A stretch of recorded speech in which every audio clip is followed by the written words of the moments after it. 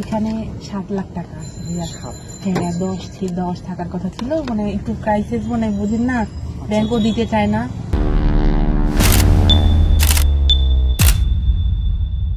ক্ষুদ্র উদ্যোক্তা এক নারীর কাছ থেকে 7 লাখ টাকা নিয়েছেন জাতীয় নাগরিক পার্টির কেন্দ্রীয় সদস্য মোহাম্মদ ইমামুর রশিদ। এরই মধ্যে এই ঘটনার একটি ভিডিও সামাজিক যোগাযোগ মাধ্যমে ভাইরাল হয়েছে। হ্যাঁ, 7 লাখ টাকা আছে। ভাইকে বলছেন কিছু? হ্যাঁ, বলছি। সাথের কথা বলছেন? হ্যাঁ। এর প্রেক্ষিতে এনসিপি নেতা ইমামুর রশিদ জানিয়েছেন, ওই নারী এনসিপির তহবিলে ডোনেশন বাবদই টাকা দিয়েছেন। পরে দলের শীর্ষ নেতাদের কাছ থেকে ব্যক্তিগত অনৈতিক সুবিধা না পেয়ে অসৎ উদ্দেশ্যে ধারণ করা ভিডিওটি অন্যকে দিয়ে ছড়িয়েছেন। আচ্ছা, মানে এটা ভাই জানেন তো 7 আসতে কোন? হ্যাঁ ভাইয়া। আচ্ছা, ঠিক আছে ভাইয়া। হ্যাঁ। বিএনপির জাতীয় নির্বাহী কমিটির তথ্য ও প্রযুক্তি বিষয়ক সম্পাদক এবং শিক্ষাবিদ ডক্টর এ.কে.এম. ওয়াহিদুজ্জামান রোববার বিকেলে নিজের ফেসবুক ওয়ালে এনসিপি নেতা ইমামুর রশিদের 7 লাখ টাকা নেওয়ার একটি ভিডিও পোস্ট করেন। ভিডিওটি পোস্ট করার পরই তা ভাইরাল হয়। এখানে 7 লাখ টাকা আছে ভাইয়া। এই ভিডিওটির মেটা ডাটা বলছে, গত 14 মে 2025 রাত 9:21 বসুন্ধরা আবাসিক এলাকায় এটি ধারণ করা হয়েছে।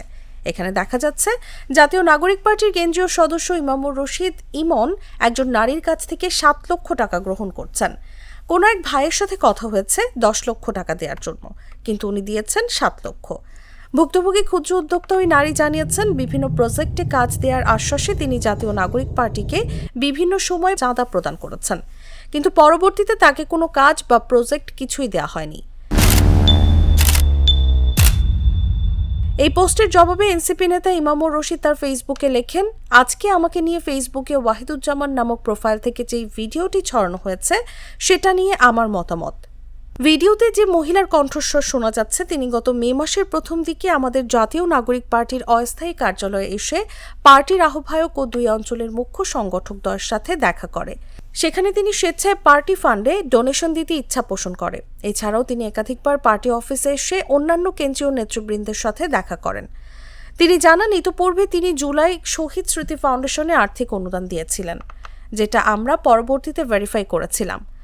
ঘটনাটি যেদিনের, সেদিন সন্ধ্যায় সেই মহিলা পার্টি ফান্ডে 10 লক্ষ টাকা দিবে বলে পার্টির পক্ষ থেকে একজনকে পাঠাতে বলে। পার্টির পক্ষ থেকে সেই ফান্ড সংগ্রহের দায়িত্ব আমাকে দেওয়া হয়। আমি আমার দায়িত্বশীলতার জায়গা থেকে ফান্ডটি কালেক্ট করে কোষাধ্যক্ষের কাছে জমা দিই। আমি পার্টির একজন সদস্য হিসেবে শুধুমাত্র আমার উপর অর্পিত দায়িত্ব পালন করেছি, এর বেশি কিছুই নয়।